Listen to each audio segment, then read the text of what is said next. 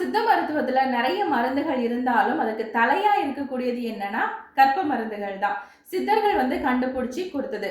சித்தர்கள் எதுக்காக கண்டுபிடிச்சாங்க அப்படின்னா, அவங்க நீண்ட நாட்கள் உயிரோட இருக்கணும், பிணி வராம பாதுகாத்து கொள்ளணும், பிணி வந்தா அதை தடுக்கிறதுக்கான ஒரு மருந்தை கண்டுபிடிக்கணும், அடுத்ததா நரை திரை பிணி மூப்பு இது எல்லாமே நீங்கி எப்பவுமே இளமையா இருக்கணும் அப்படின்னு சொல்லி கண்டுபிடிச்சதுதான் இந்த கற்ப மருந்துகள். இதை நம்ம உடம்ப பேணுவதின் அவசியத்தை குறிச்சு திருமூலர் திருமந்திரத்துல உடம்பால் அழியீர் உயிரால் அழிவர் திடம்பட மெய்ஞானம் சேரவும் மாட்டார் உடம்பை வளர்க்கும் உபாயம் அறிந்தே உடம்பை வளர்த்தேன் உயிர் வளர்த்தேனே அப்படின்னு சொல்லி அழகா உடம்பை பேணுவதின் அவசியத்தை பத்தி குறிப்பிட்டிருப்பாரு.